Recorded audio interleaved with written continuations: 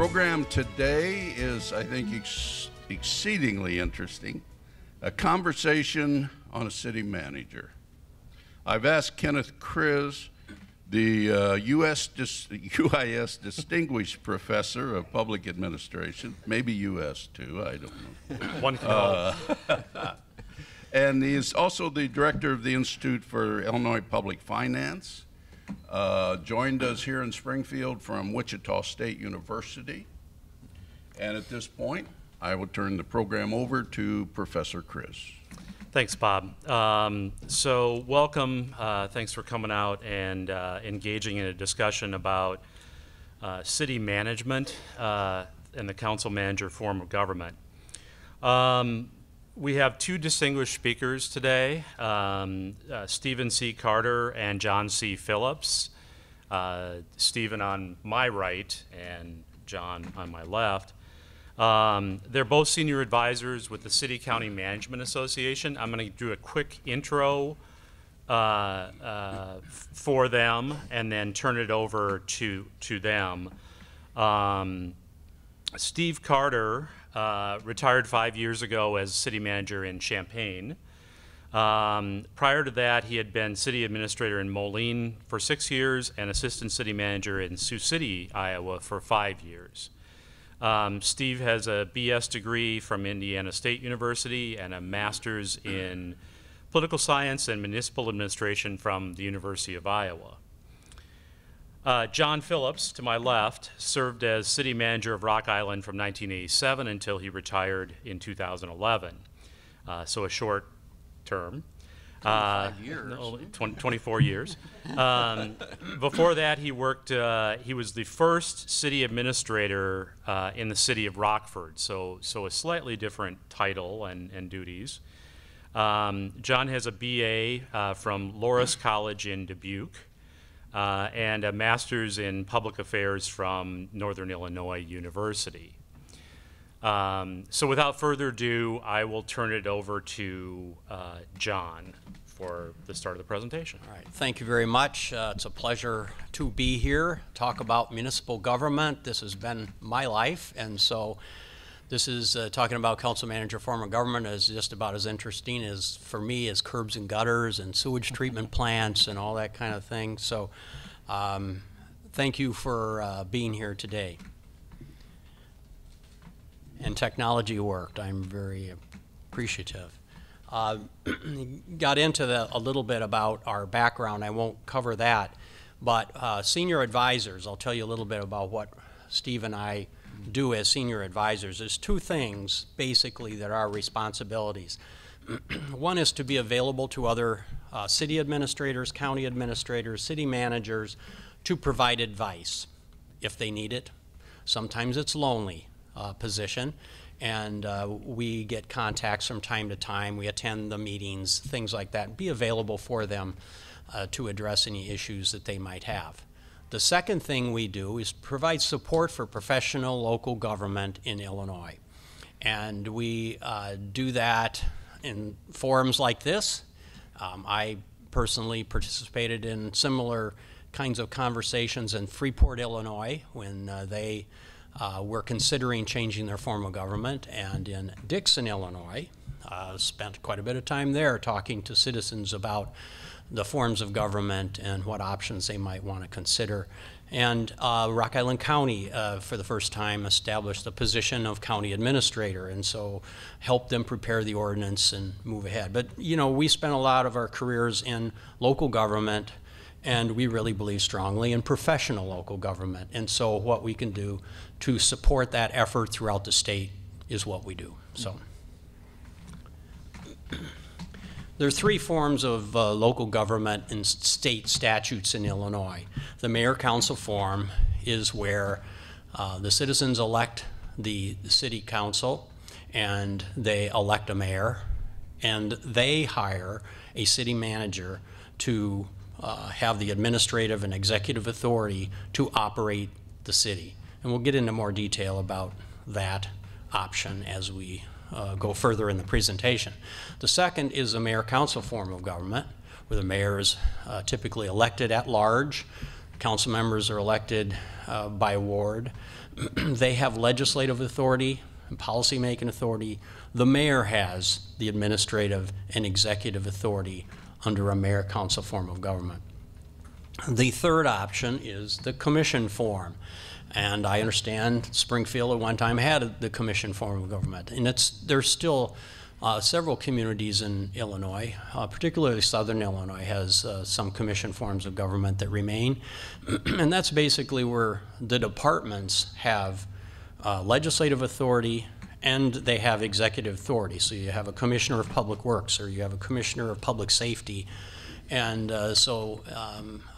those individuals inform the commission and develop policy, but they have individual executive and legislative authority. But we're talking about council manager form of government in particular. However, any form of government, these are things that are really important, and they're kind of common sense things, but there's things that citizens expect and communities should strive for. Good political leadership. You need committed policymakers, elected officials who have the best interests of their community in mind, have a vision for where they want to go, are motivated and sincere in their efforts. Policy development is typically a role where staff helps to give councils options, thought through well and presented. And the third is the execution and results, which of course is making sure it's done effectively and efficiently, whether it be snow removal or filling potholes or having an effective police force. That's the expectation of citizens. And then transparent and ethical government. Those are very important. Again, citizens expect their government, their local government, to be ethical and be open and transparent in its actions. And then the last is representation and engagement of residents. This is sometimes a little bit overlooked, but if citizens are engaged in your community, have opportunities to serve, to provide input, it's good for them because they become more aware, they have a greater stake in their community, and it's good for local government officials because we learn a lot more if we're in touch with our citizens in that way. So my own bias and my opinion is that council manager government can serve those goals better than the other forms of government. But you can have all of that with any form of government. So talk a little bit about council manager government, where it came from. Around the turn of the century, there was a progressive reform movement. And this was a reaction to fraud and different kinds of unsavory sorts of activity, kickbacks, bribery, corruption in local government that was taking place. And what happened is that this reform measure was introduced in a lot of state laws around the country where local governments, local communities could decide whether they wanted to pick this option of a reform, a more nonpartisan and professional approach to providing local government services.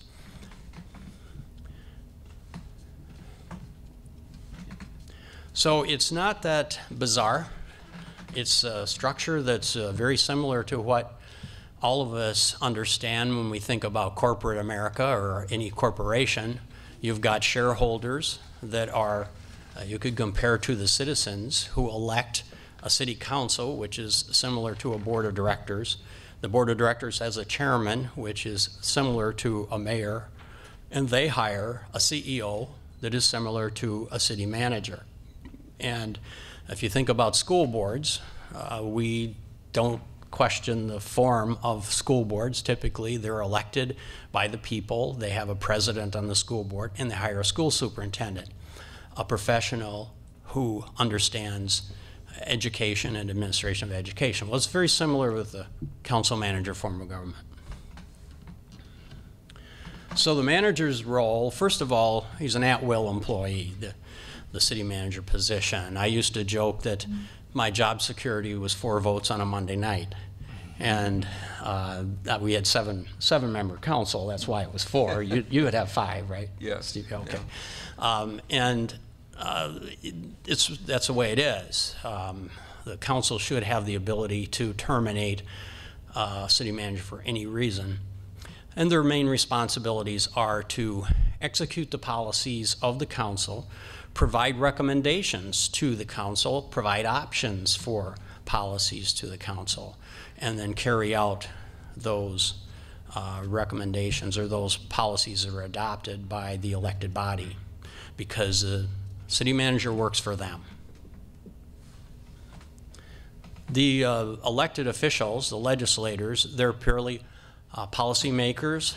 They're the ones that decide what kind of parking policies you're going to have, or land use policies, or they're also responsible for establishing vision and where are our priorities. Is it downtown redevelopment? Is it neighborhood revitalization?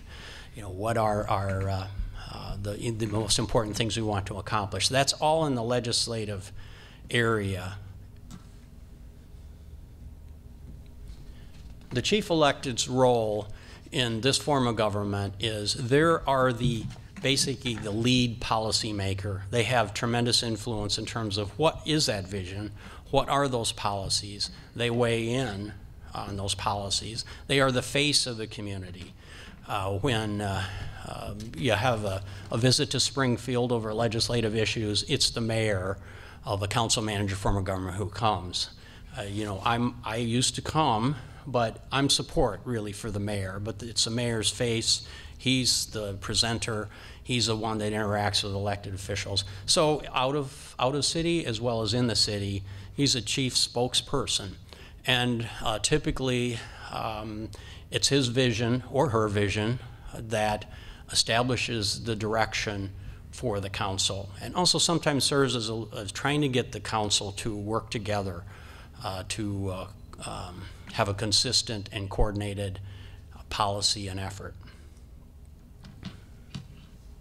So I'm going to turn it over to Steve then, and he's going to talk more about the types of communities in Illinois and around the country that are council manager forms of government. You want to pass that Yes, down, or I you will. you can Well, I could do operate it that too. if you want I've to. been doing really well there, you know, so I'm You're really doing very good, pleased John. my success there. Thanks. Nice to be here. I've been involved in local government since I made a decision to go into this as a career since 1966. That makes me probably the oldest person in the room. I don't know, but that's a role that I've come to accept as I've lost my hair over the years. So there used to be a feeling that, well, council manager government's great, but it's for smaller communities, you know. But in reality, if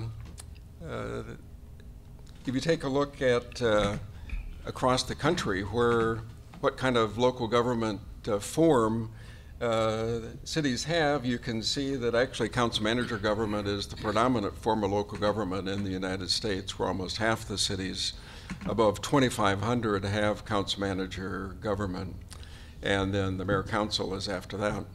And you might say, well, what about the really large cities? If you take a look at the top 10 cities in the United States for population, half of those have council manager government now. The largest of those is Phoenix, which is where I started my career after I got out of graduate school, working for the city of Phoenix. And Phoenix a few years ago was called the most efficient, the best managed city in the world. So yeah, you can have council manager government in large cities as well. If you take a look specifically at cities in your population group, you can see that really an overwhelming percentage use council manager form. Almost 3/4 of all the cities in the United States, between 100 and 250,000 people, use council manager government as the way that they manage their local cities. Another way to look at it here in Springfield is, well, what about state capitals? Early on, there was a sense, well, you can't really have a nonpartisan local government working in a community that's very political, and state capitals are famous for their politics. I mean, that's what a major employer, and so many people, if they're not employed, are watching what the state does, and those are all partisan, of course, Republican, Democrats, but council manager government is nonpartisan.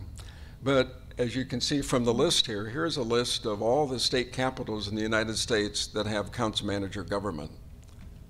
So it's not unusual at all. As a matter of fact, one of the most recent changes in the form of government was in Topeka, Kansas, where the capital of Kansas had a referendum and switched from a commission form to council manager government.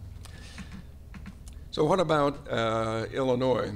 You know, Illinois is famous for the number of governmental units it has. It's really ridiculous, but that's what we have. So there's almost 1,300 local governments, villages and towns in Illinois, but only 212 have populations greater than 10,000, based on the last census, 89 greater than 25,000 population. If you take a look at, well, what form of government do you see in Illinois? Of the cities in Illinois, over 100,000, and I left Chicago out of that, but 4 of the 7 have council manager government in the range of 50 to 100. 17 of 21 have council manager government. In the 25,000 to 50,000, 30 of 61 have council manager government, and an additional 18 of those have professional administrators. They just don't have a statutory form of council manager government.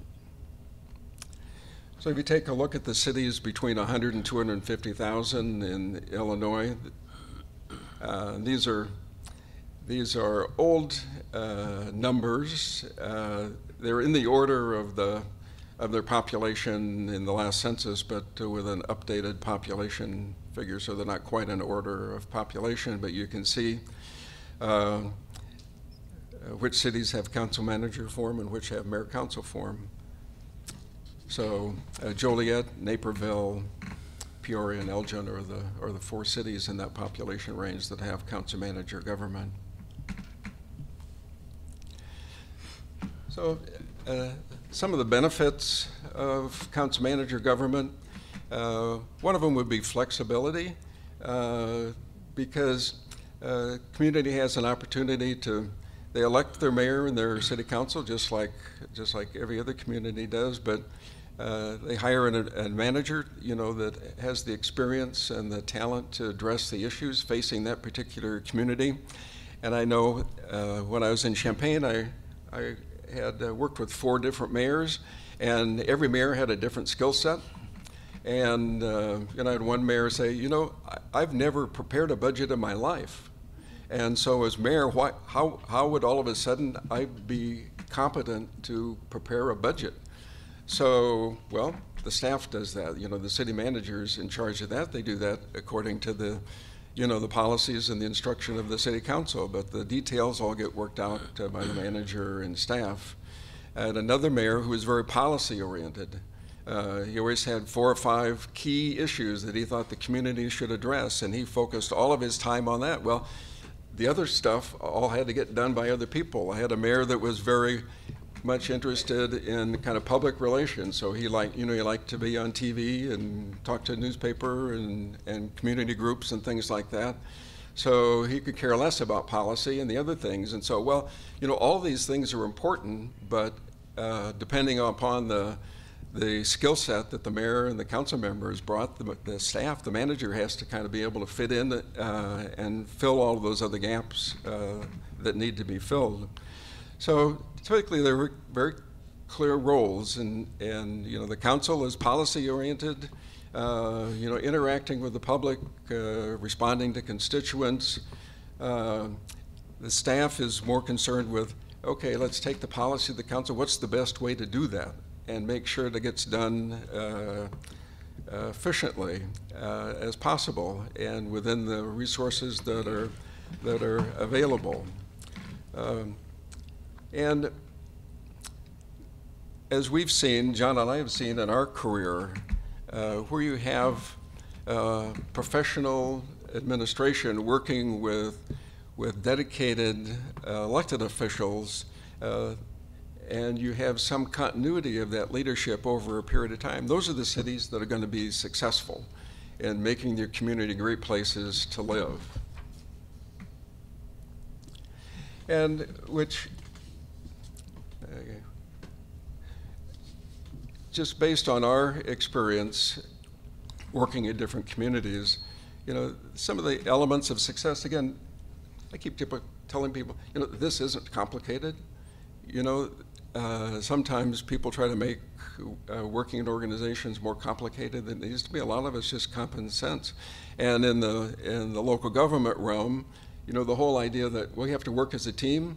If the council is split and they're not working together, and if they're not working with staff to do the best things they can for the community, you're not going to be successful. And so it's that team approach. It's council members understanding that they may have a particular idea, but if they don't get the support of the majority of the council, it ain't going to happen. So the council has to operate as a team, and the council and staff have to work together. Council makes those policy decisions with some professional advice. Well, this isn't going to work. But if you do this, then you can accomplish your goal in a much more effective way. So that team approach on the council and then between elected and administrative officials is really critical.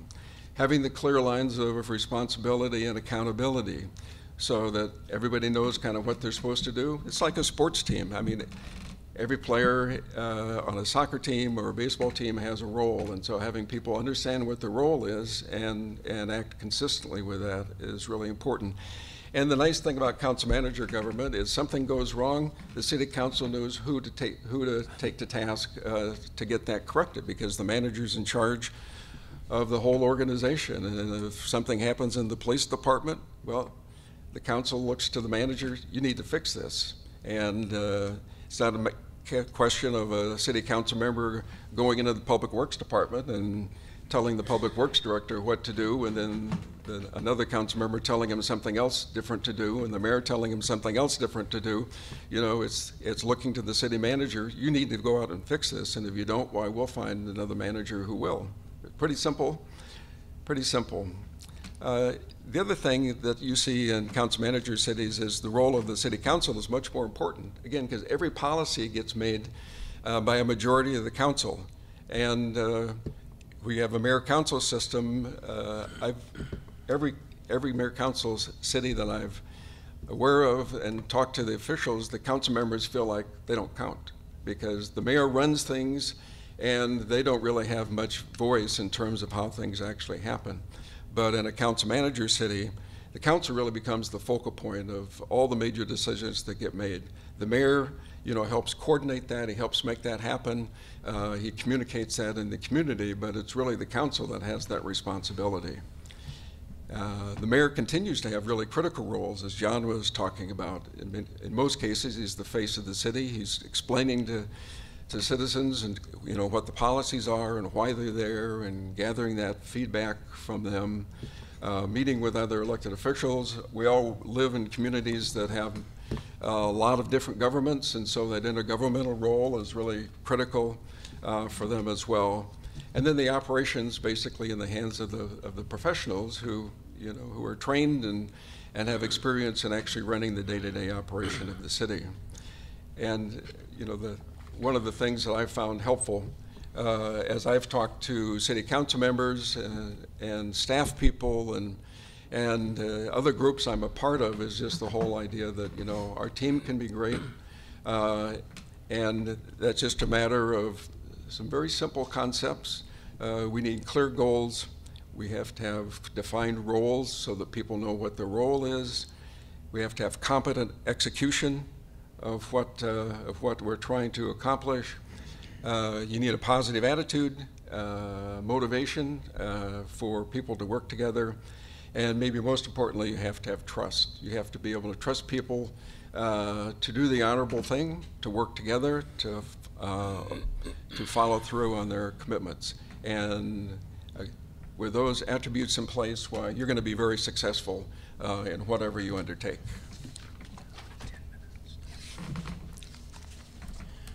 So there's evidence that the council manager form of government is a successful option.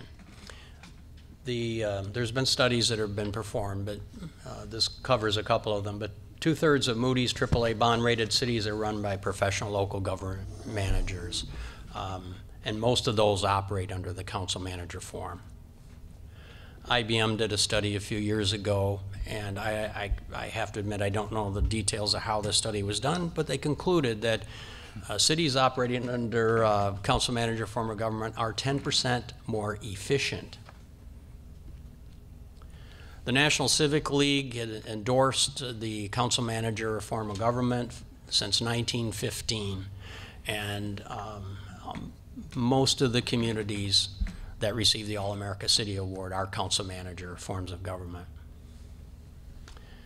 So if Springfield were to consider this option, the mayor could continue to be elected at large. Aldermen would be selected by ward. That was what we had in Rock Island. That's very common, and that could continue.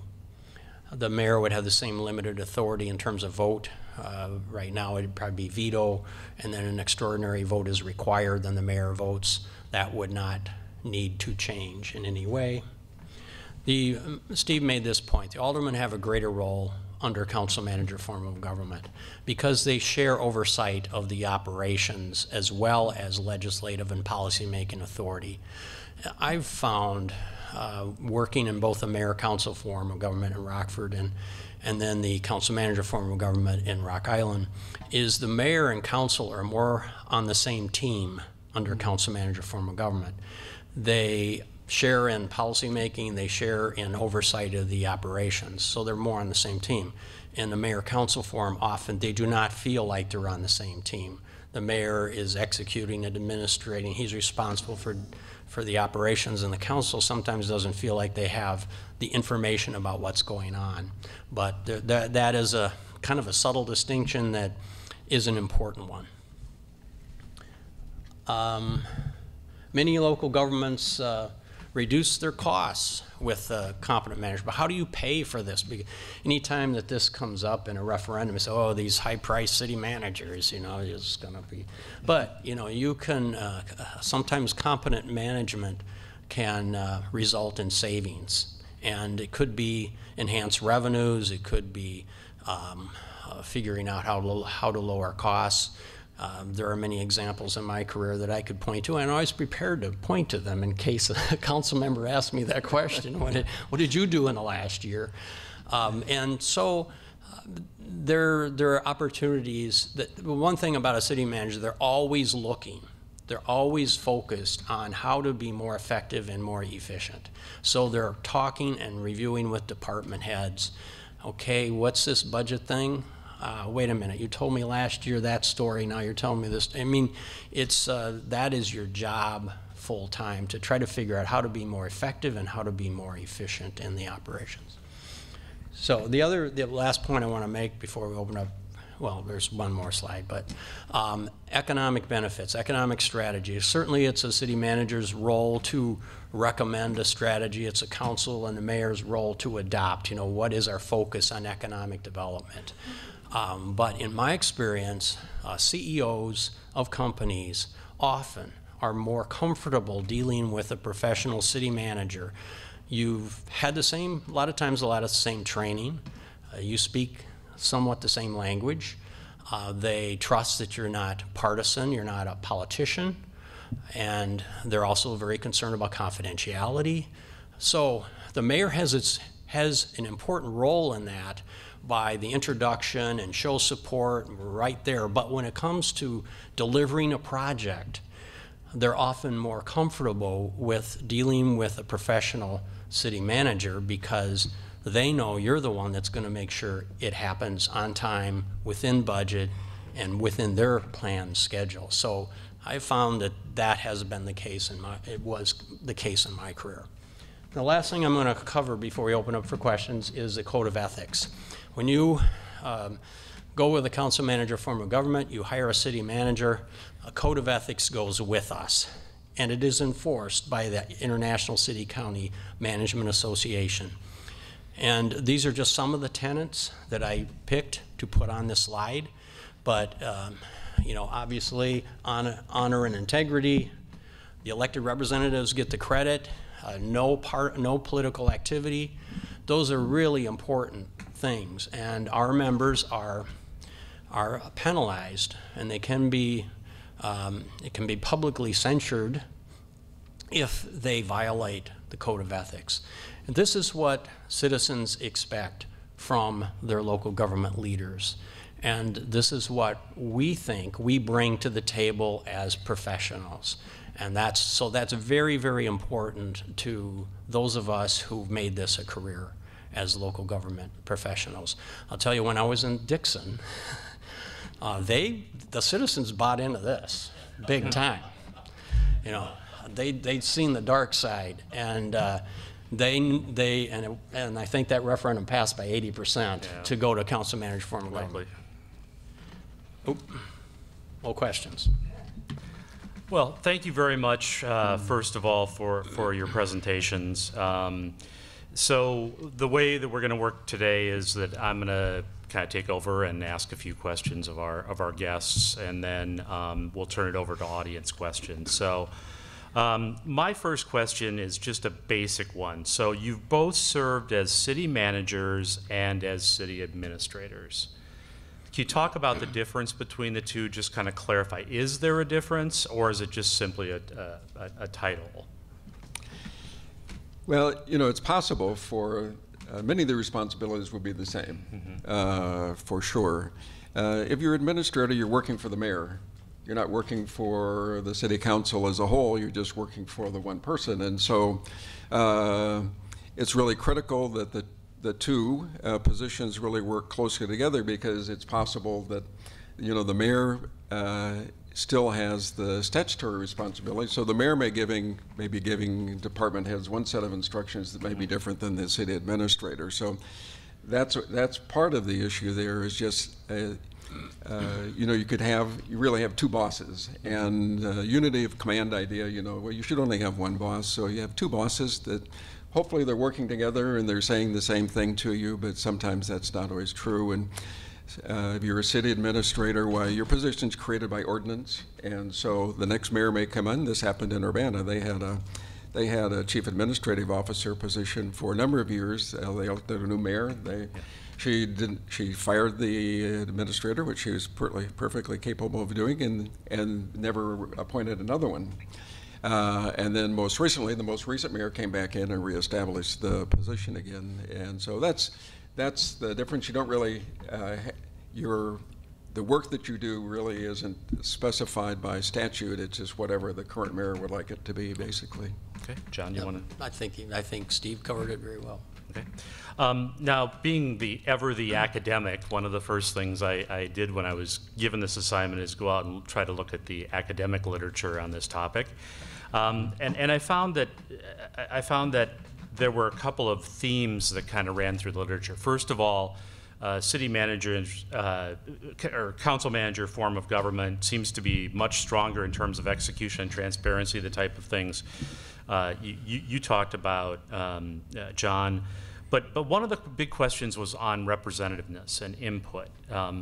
Basically, when you put a technocrat in charge, you get a lot more efficiency and effectiveness, but you may not have the same level of representation. So is that what you've seen, or how do you manage that type of? John, why don't you take it? Well, I think that could happen under any form of government where I put that last slide, and that was a very important practice in my career. I was involved in communities that really embraced the idea of citizen engagement. So we had more boards and commissions, and you know, it kind of varies from community to community, no matter what the form of government, providing those opportunities. But I mentioned earlier, I think it's really advantageous to the city. I found it a great opportunity to communicate, to explain to residents. They may hear something, and you can explain to them, this is a little more complicated than maybe what you read in the newspaper or saw Twitter or something. I don't know what. And so you have to, it has to be a value of your organization. It was in mine. We had a council manager forum. It doesn't always have to be. It could be council manager forums where they are more of a technocrat and aren't that comfortable in embracing citizen engagement. But I certainly, in my capacity, talking to city administrators and managers, I really emphasize it because I think it's so important, particularly this day and age when people are wondering, shaking their heads about state and federal government. You know, here's an opportunity for us to say, hey, we're different. We're different at the local level and make that point. I just add that, you know, council manager government and local government generally has changed over the years. And initially, in the early years of council manager government, many of the managers were engineers, came from engineering backgrounds, because the biggest issue facing communities were infrastructure. And so they tended to go that way. And so over the years, as the challenges facing local government have changed, you know, the focus of the council and the staff that they've hired have tended to change a little bit too. So I think our community in Champaign, you know, part of the council goal setting, you know, was, you know, this whole citizen engagement idea, and so that really became one of the charges to staff as well. Okay, thank you. The other thing that we kind of talked about last night over dinner, we've had the advantage of preparation, was the kind of the shifting of the focus from the short term to the long term when you have a manager. Do you want to talk about that a little bit? Well, I mentioned that I think it was the most important thing that we did annually was had a strategic planning session, and that was with the mayor and the council. Steve did that in Champaign, we did it in Rock Island, and we had a professional facilitator come in who worked with us, worked with the council members, worked with the mayor to establish short-term goals for the coming year as well as long-term vision for what we wanted to accomplish. I was a resource to that. I'm not weighing in. These are policymakers making important decisions. I was a resource, and the facilitator would turn to me from time to time and say, is this realistic? You know, do you have the resources or staff to accomplish this goal? But I think it's a role of a city manager to encourage that. In fact, I was thinking about putting it in my employment agreement that we would have an annual strategic planning session, because otherwise staff is out there trying to respond to the different thinking of each individual alderman, which can vary every day. And so you're given a more consistent direction, and I don't mind being evaluated if I know what I'm supposed to be doing. But when it's all over the board, it's hard to be held accountable to that. So I thought it was a very important part, and I think you see it more readily in council manager forms of government, this kind of planning, than you do in a mayor council. Doesn't mean it can't happen. And I just would add that, you know, so many of the most important things that local governments have to do, it's not going to get done in 1 year or 2 years or maybe even 4 years. If you take a look at the large issues, you talk about downtown redevelopment, economic development. In Champaign, we had a huge drainage issue. Those of you who may have gone to the University of Illinois and floated in a canoe down Green Street, you know, back in the days, you know, those are huge issues, and they're very costly. And so it goes beyond the life of a single political candidate. So, you know, how do you get the council, who has maybe 4-year terms, to look at a goal that may take 10 years to accomplish? And you do that by working with them up front. Okay, let's identify what are the really most important things that we need to be doing to achieve for our community, recognizing that we're going to try to do as much as we can, you know, during the term of office, but this needs to continue really for several terms of office, and that goal setting really becomes critical to do that. Thank you. So that's what I had in terms of a discussion or question. So now we'd like to turn it over to the audience and take questions from you all. Very good. I have a mic, so this is an opportunity to ask anything you want. We have a couple over here.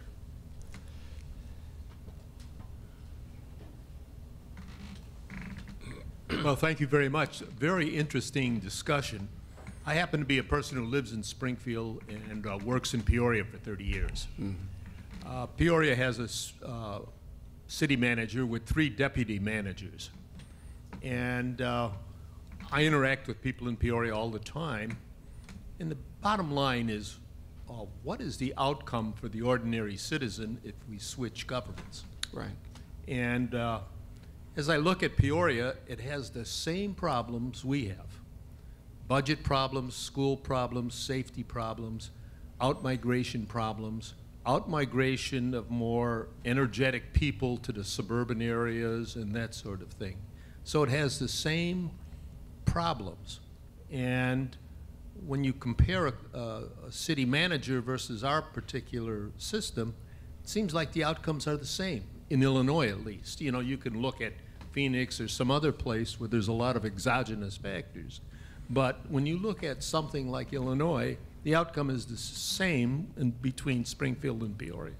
So I was wondering, what's the value proposition? We know it's going to cost more money. That means more taxes. So what are we going to get for our more taxes? Well, first of all, I wouldn't conclude it's going to cost you more money, but you know, it's how the money is being spent, and you would have to do the analysis and determine that. But all of our communities in the Midwest have challenges. There's no doubt about that. We certainly had them in Rock Island. It's how you address them, how you focus on them, how you execute solutions to them to get the outcomes that you want. And you know, I can't sit here and say that Peoria has no problems. They certainly have challenges, just as Rock Island and Champaign and other communities. But I think if you look at professional management, if you're saying it doesn't make any difference how we operate, you might as well go back to commission form. Or it doesn't really matter who you elect, or it doesn't really matter who you hire. And I don't believe that. I believe that a competent professional management working with a dedicated mayor and city council can make a difference. We know what it is today. It could be a lot worse if we didn't have it. You know, I mean, I don't know how else to answer that question. Mm-hmm. Steve, you want to? Next. You know, I agree with John. I mean, the reality is that I think council manager government will be more efficient in the use of the resources that they have. And so it's not necessarily going to be more costly to have a city manager. You know that, you know, whatever services you provide are going to be evaluated, and they're going to be made as efficient as possible. You know, if you had a magic wand and could eliminate all the social issues and economic issues that impact every community, why, you know, you wouldn't be able to have enough room for all the people that would want to live there. So we all have challenges, and it's just a question of, you know, what's the best way to try to address those. And some of these social issues are, you know, I don't think people have figured out how to deal with them, but you do the best you can with the resources you have, and I think that's what council manager government does. Thank you for an excellent presentation. In Springfield, as most people in the room know, the current form of government was not voluntarily chosen by its citizens. It was formed by a consent decree at the federal court level in 1987, I believe. And I think going back to the commission form of government is not an option. So it's either stay with what we have or go to a council manager. But legislatively, can it just be done by a citizen's vote? Or is it something, in our case, that we don't even have this choice without the consent of the federal government or the district court? You know, the one thing I'm not going to do is give legal advice. However, I know it requires a referendum to change the form of government. I don't know and I know a little bit about the commission form and the consent decree, but you would basically keep the same representation with the change to council manager form of government than you have currently. And I believe that was probably the fundamental issue with the commission form. So, but it does take a referendum, and the people have to decide whether they want to do that. Now, as Steve said, there are some communities and they may have a title of city manager or city administrator, and it's adopted by ordinance by the council. And that can be done, and then that can be changed.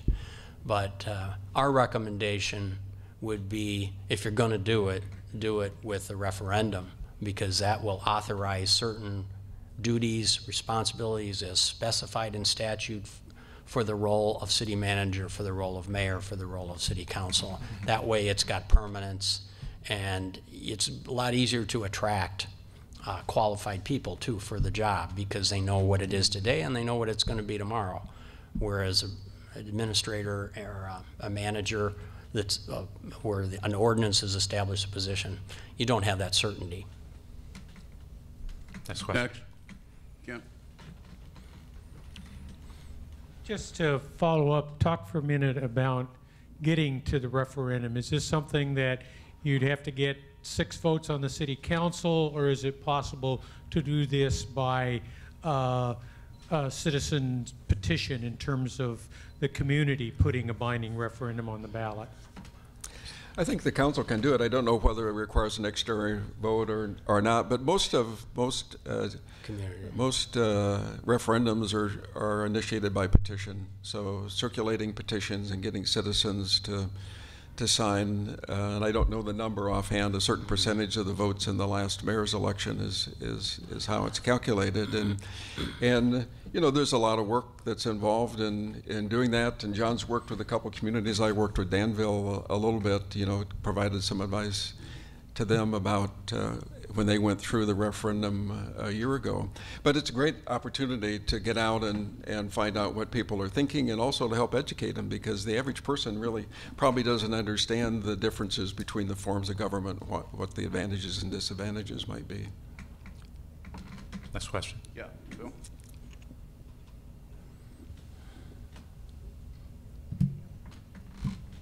Yeah, 2 things. The referendum, does it require a simple majority or something greater than that? A simple majority is required. Second thing, are you familiar with any places, any cities that have tried this and then changed back to something else? Around the country, there probably are some examples where they've abandoned. It's pretty rare. There's more being added than there's certainly abandoned. Steve, do you know of any examples? Yeah, I can't think of anything off the top of my head, but you know, across the country during a given year, you know, maybe there's a half a dozen elections, and occasionally you see one where the council manager form has been abandoned. They go back to a mayor council form, but usually it works the other way. The biggest city that's had election on whether or not to retain it was Sacramento, California. Maybe within the last 2 years, the mayor there led an effort to try to go back to a mayor council form and abandon the council manager form, and the citizen vote was overwhelmingly to retain the council manager form. I think Streeter went through a referendum. Yeah, Streeter did this past year. Yeah, this past year, and they voted to retain the system. So it can be challenged by citizens to go back to the, but it's pretty rare, I would say, where they're abandoned the council manager government after it's been established. Or we see more going the other way, certainly. I think some in Illinois, just in recent history, Rochelle, Dixon, Freeport, have gone from either commission to council manager or mayor council to council manager. There's probably more examples. I can't think of any off the top of my head. Next Any question. more questions? In the back. One in the back. And the front. Okay, hang on.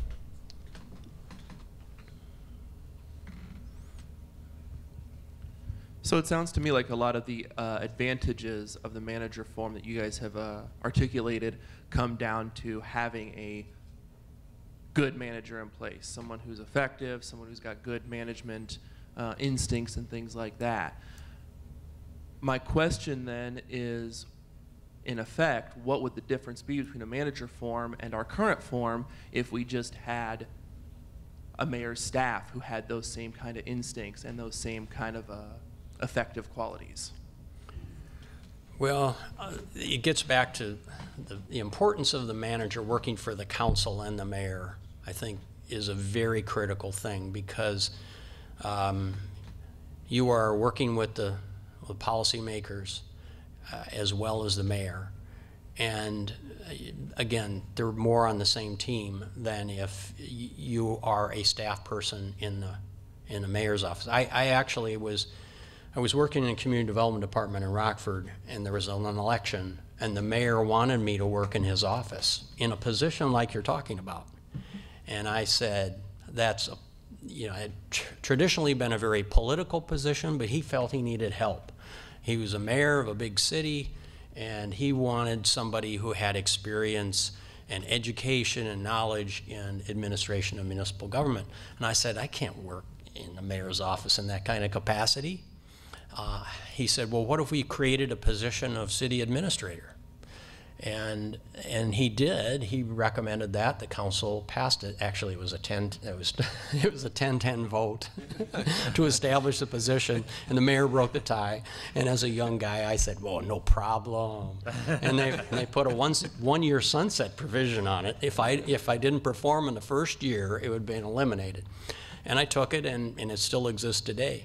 But first of all, I wouldn't have taken the job if you put that position and recruited for it. You're not going to get an experienced, trained city manager to take a job in the mayor's office.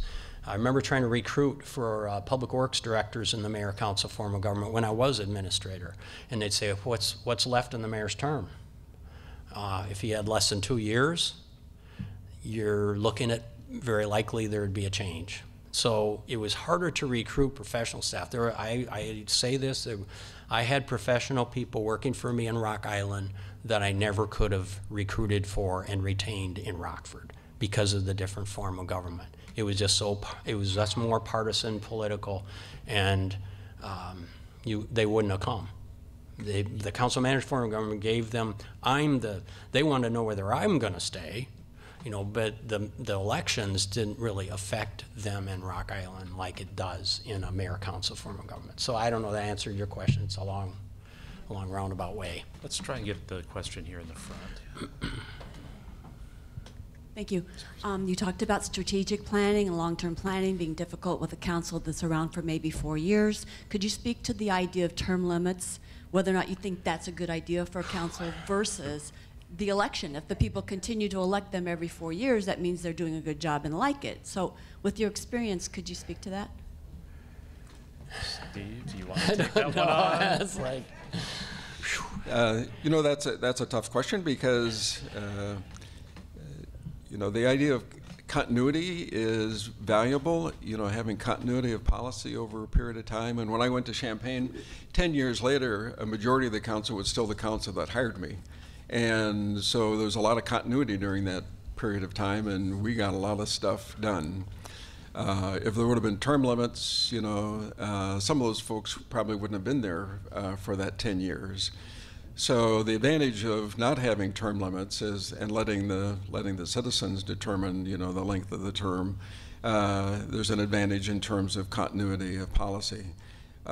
Sometimes, people get they're there for a long time, and they're not as sharp, or they're not as sensitive to maybe their constituents after 20 years as they were the first 4. So maybe they're not as effective. So I've really seen I've seen both sides of that. So and I don't know what I would do if I were called upon to vote for that.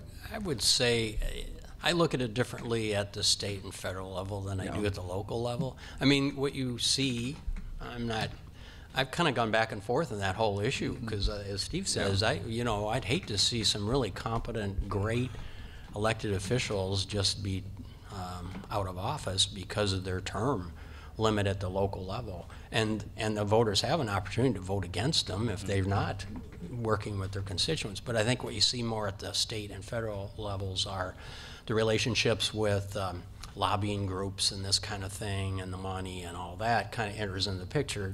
Not so much at the local level. I mean, they're dealing with overseeing a municipal operation, and I guess I would not see it as a big advantage at the local level to have term limits, now that you bring it up.